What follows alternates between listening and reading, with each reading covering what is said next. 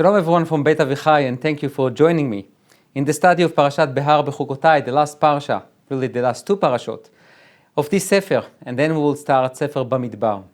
So when you look at the first statement in Parashat Bechukotai, the first pasuk in Parashat Bechukotai, we see something that obviously calls for our attention. Im bechukotai telechu ve'et mitzvotai tishmeru va'asitem otam. If you will walk with my laws, ve'et mitzvotai tishmeru, and you will keep my commandments, va'asitem otam, and you will practice them.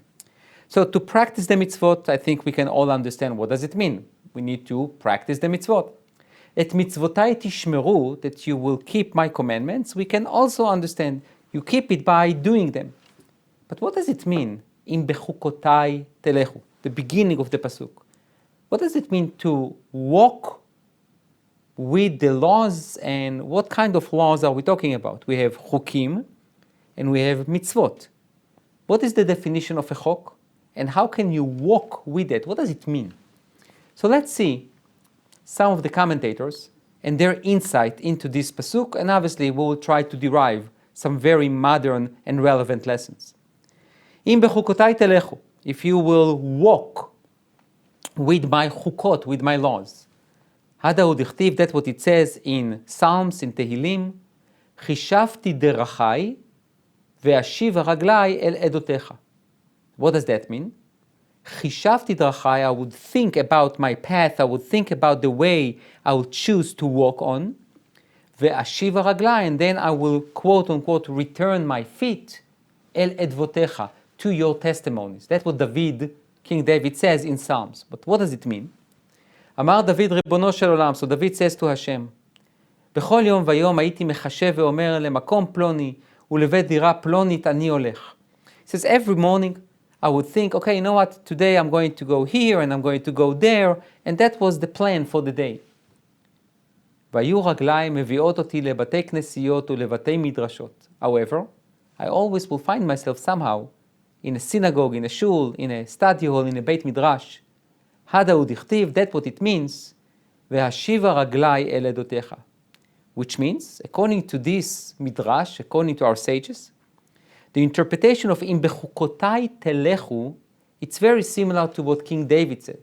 Which means you have a plan, you want to go here and you want to go there. At the end of the day, somehow, you find yourself back where?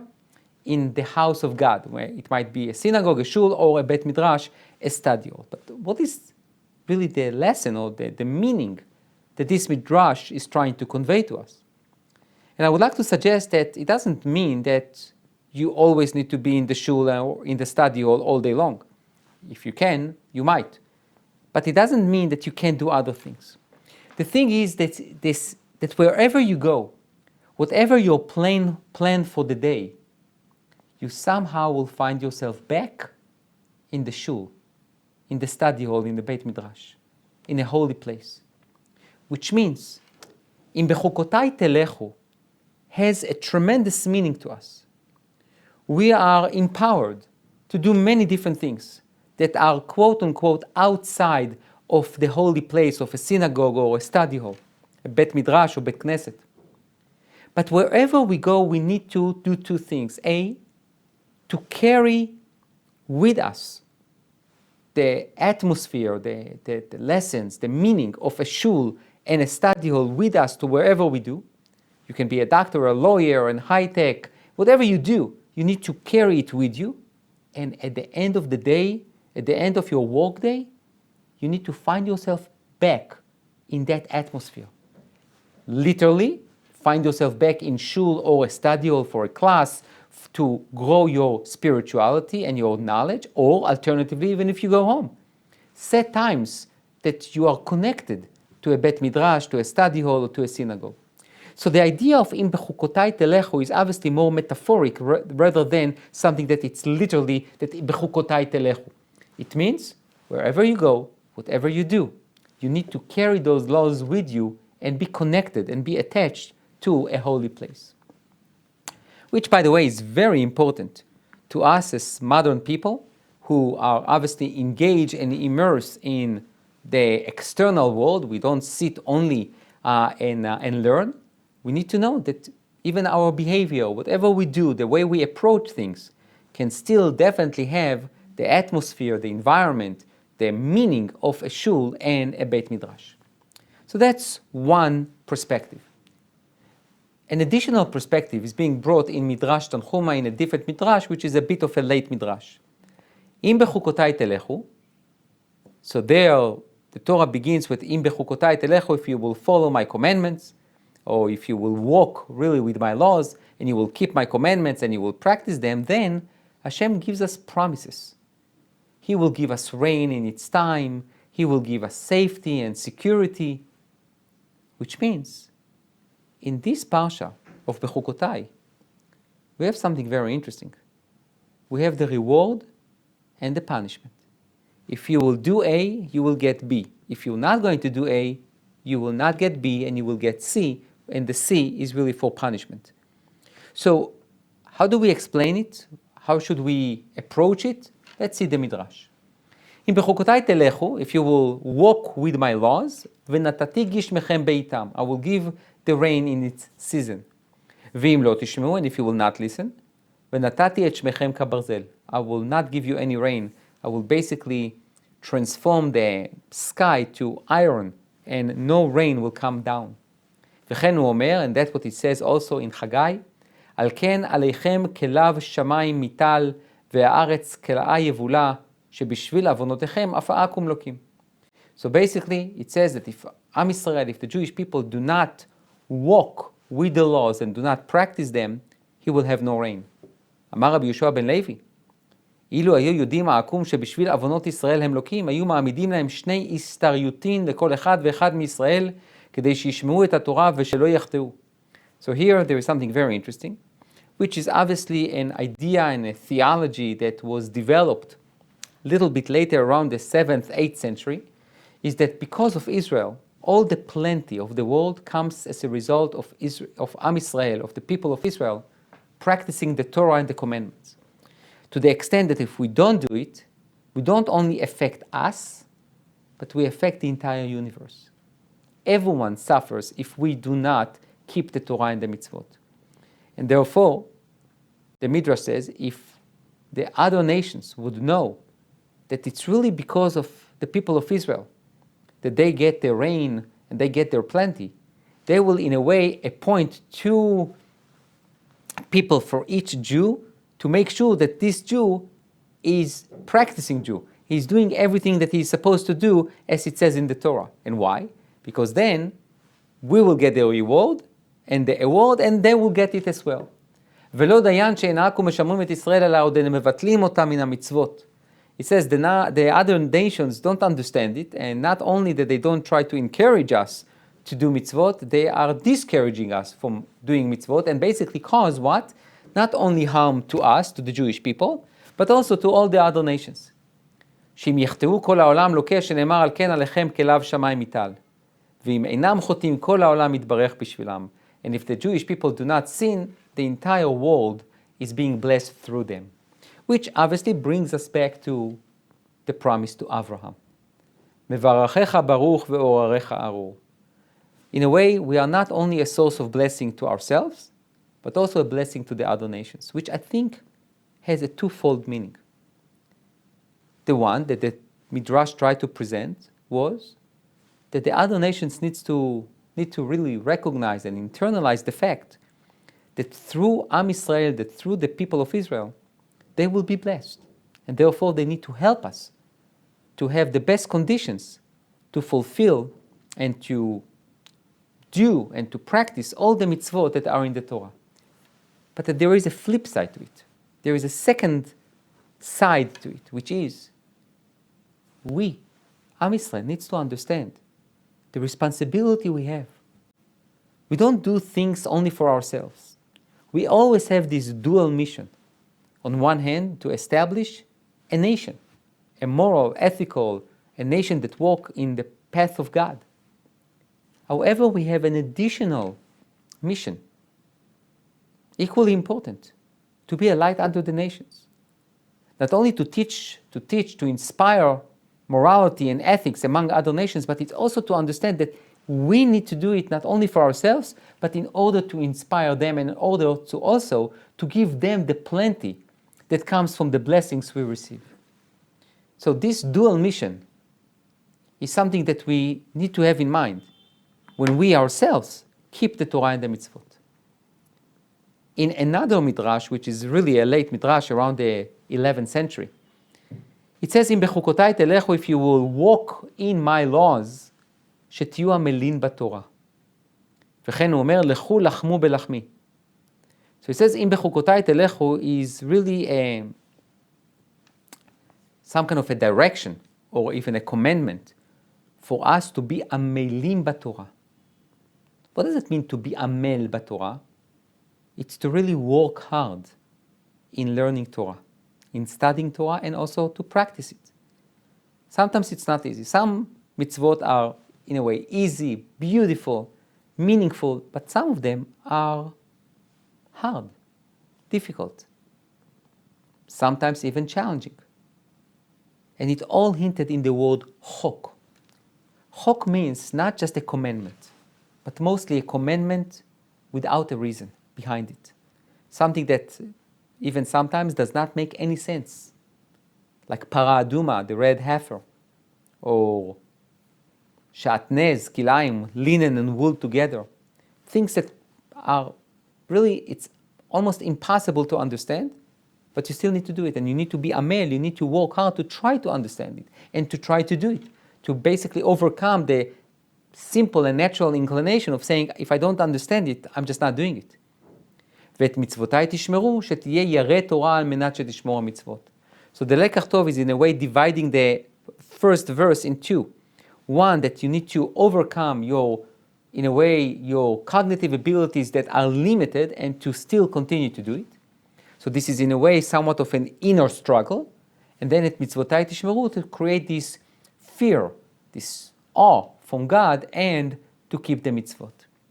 Now, how is that relevant to us? The first perspective was really about the idea that you take the shul and the Beit Midrash with you wherever you go, which means there is no place that it's not holy. You can create the holiness in every place you go.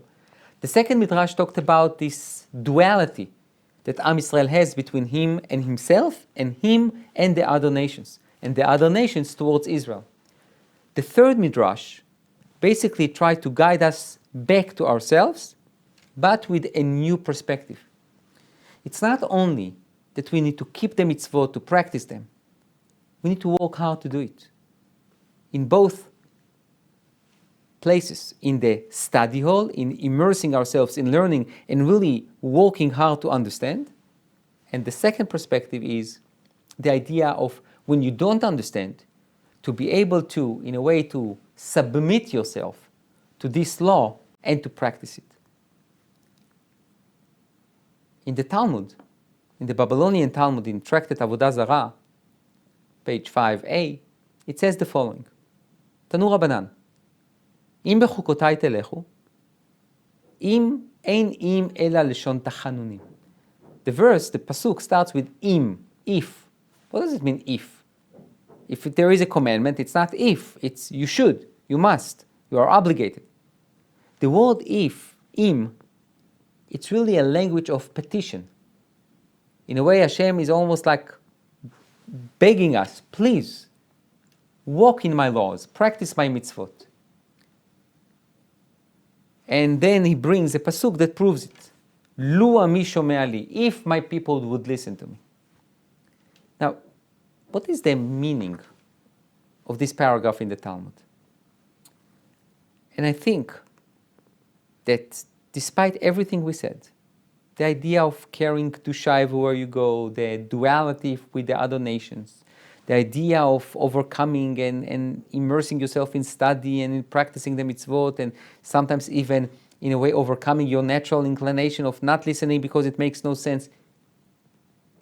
There is something here that it's called bchira chofshit, free choice, free will. We have the ability to choose.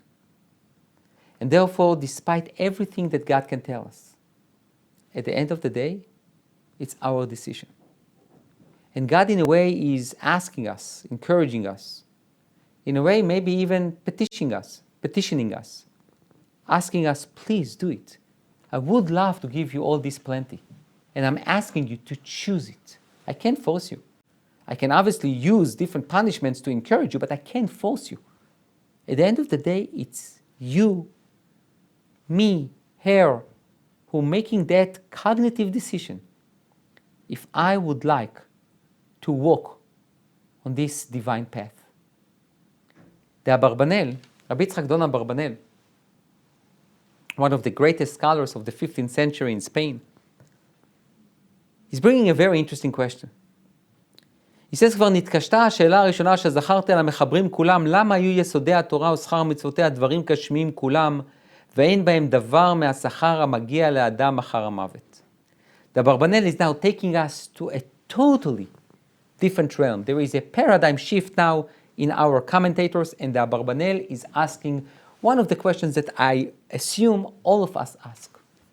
When you look at the award and the rewards that the Torah promises us when we keep the Torah, it's all about Olam Hazeh, this world.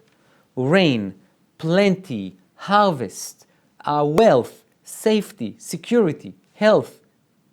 What about the afterlife? What about Olam Haba? What kind of a reward do I get after I'm not here and I did all these mitzvot? The rain, the plenty, I'm not going to enjoy it. So says Abarbanel, and says the following. Meaning the question is, why does the Torah basically try to hide or not to discuss the reward after death? And he says, ואני בספר צדק עולמים אשר עשיתי שער ראשון, פרק ע"ט, הבאתי ראיות רבות מן התורה ומן הנביאים.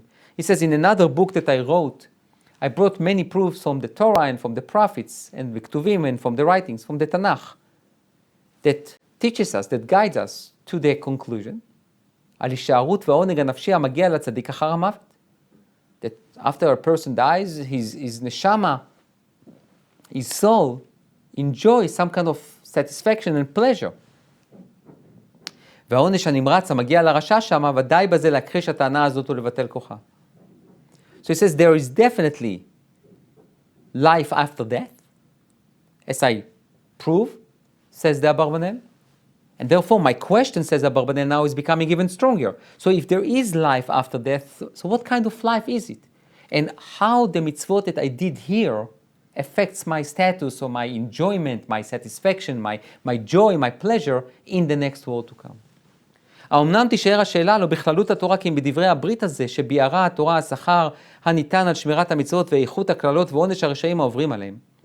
He says, but when we look at this parsha, there is nothing about spiritual reward. It's all about physical.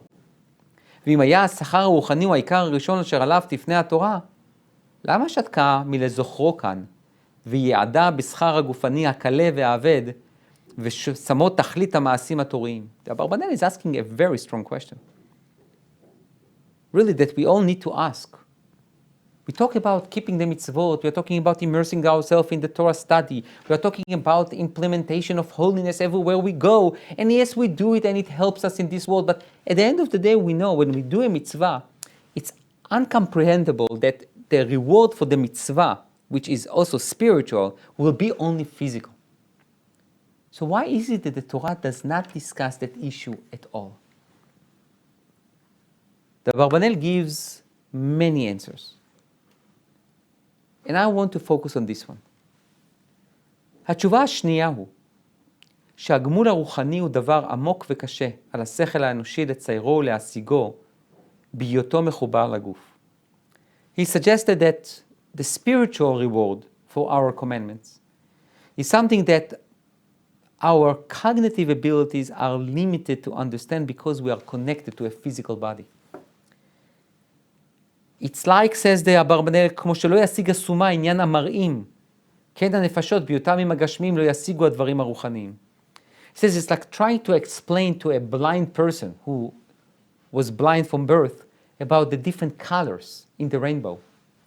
If you don't see it, it's hard to explain. or to try to explain to someone who is deaf the beauty of harmony, of a concert, of music. You can try, but it's hard for him or her to imagine it, to feel it, to sense it. He says the same thing with the soul, the neshama that we have in our body. We are physical beings, and for us it will be very hard to fathom, very hard to imagine a spiritual reward. והנה התורה האלוקית לא ניתנה לחכמים לבד, כי אם לכל העם מקצה הקטנים עם הגדולים. And the Torah was given to everyone, not only for the scholars, but also for us, simple people, who are not that knowledgeable. ולכן מפני חולשת דעת רוב המקבלים וקיצור דעתם וצריכה ליעדם בגמולים גשמיים שיציירום כל אדם. He says, and because of that, because the Torah is for everyone, if the Torah will try to portray a spiritual reward, people who are not that sophisticated will look at that and say, you tell me that I need to keep all these mitzvot so I will get some kind of joy in the afterlife, that I will study Torah with God and my neshama will be fulfilled. What does it mean? But if I tell you, if you will say a bracha on this water, if you will keep this commandment or the other, and you will get rain, you will get plenty, you will get your harvest, you will have family, everything will be okay. Okay, I'll do it.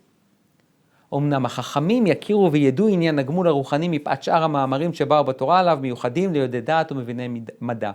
Says the Abarbanel, but the scholars, the true scholars, they know that when they do mitzvot, yes, there is a reward in this world, but the real one, the real reward, is in the next world to come. Now, why was that important for us to know, and how is that connected to our discussion? This pasuk, this verse that was the opening statement of Parashat Bechukotai, carries tremendous amount of meaning. The first meaning that we discussed was the idea of what does it mean to walk with the laws. Then the second part of our class talks about, okay, so if I do that, quote unquote, what do I get? And first and foremost, we need to understand the Torah does not deny the idea of reward. It's exactly the opposite. We are trying to encourage us to do and to practice commandments not because of the reward, but if there was no reward whatsoever, people will naturally just not do it. They will not be motivated to do things. So there is a difference between I do it because of that, or I do it because I want to do it, but also I have in my mind that I would love to get some reward for it. But then the Abarbanel asks, okay, so you want to tell me that all this spiritual divine wisdom that was in a way encapsulated in the Torah, it's only for rain and some plenty and some wealth and health in this world, and that's it? Obviously there is a spiritual reward. So why does the Torah does not discuss it? Answer, the Torah is for everyone. And when I talk about everyone, I'm talking about the lowest common denominator, which is olam hazeh, physical world, wealth, health, rain, plenty. But you need to know that every mitzvah carries in a way also some kind of a duality. On one hand, it addresses the physical world. On the other hand, it addresses also the heavenly spiritual realms.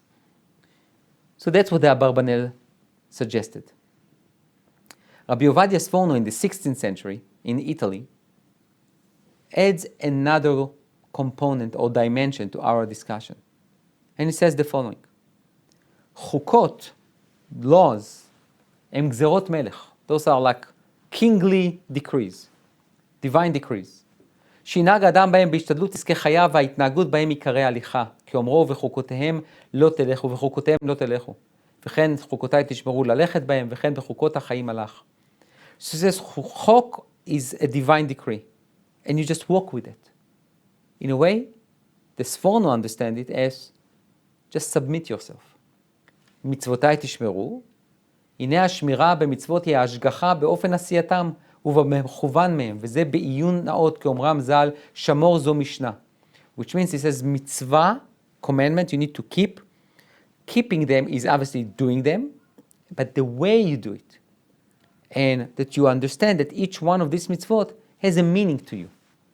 אומר, אם כן תתנהגו בדרכי האל יתברך הנכללים בחלק המעשי בתורתו, ותעיינו במצוות לדעת אופן עשייתם, so to do it and how to do it, בזה תשלימו כוונתו להיותכם בצלמו כדמותו. So you need to, when you practice a mitzvah, you need to know what you do, and you need to know why you are doing it. ועשיתם אותם, and then you will practice them, ואז יהיה לכם זה השלמות בקניין, so then you will achieve this wholesomeness, this completeness, באופן שתעשו אותם כמו פועלים הטוב ברצון נפשכם, לא כמצווים ועושים מהירה. Meaning, the Sforno says there is some kind of an evolution.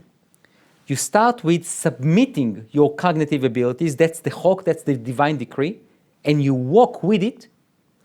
Then you practice the mitzvot, you keep the mitzvot by what?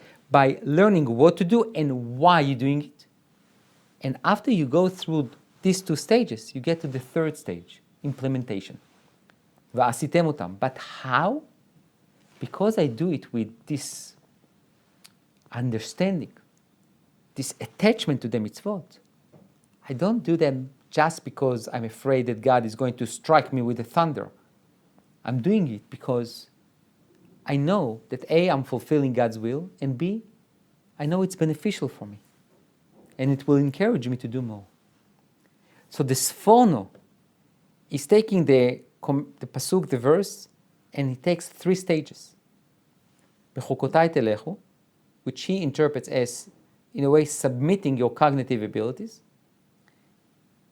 Et mitzvotai tishmeru, use your cognitive abilities in order to understand what God wants from you, and also why. And then, implementation. But the implementation is in a way that it's not only because of fear, it's because of understanding and love. The Or HaChaim, Rabbi Chaim ben Atar, says the following, טעם שקרא הכתוב עמל התורה חוקה לצד שיש בה מצווה אפילו ללמוד דברים של המדם פעמיים וגימל והם נטועים אצלו. כי חפץ השם בעסק התורה חוקה חקק ותמצא שאמרו ז"ל, כי לטעם שילמוד האדם תורה בחשק תמיד גזרה חוכמתו יתברך, שיהיה האדם לומד ושוכח. So he says the Or HaChaim, we mentioned in one of the latest midrashim that in Bechukotai telechu, that if you will walk with my laws, it means to immerse yourself and walk hard into order to understand the Torah. Says the Or HaChaim, it was purposely done like that. Because everything that you work hard for, it becomes yours. So how many times we learn the same thing and we forget and then we revisit it. And when we revisit it, not only that we learn it again, we understand a new dimension of it. Think about your life. We read the same parsha every year. And every year we find something else, find something new. Even if we go back to the same subject, we find new dimensions because we changed. Not only cognitively, our life experience changed. We know more, we think more. So the idea of the Torah is really eternal. In Bechukotai telechu, you will keep going, you will keep walking, you will keep learning.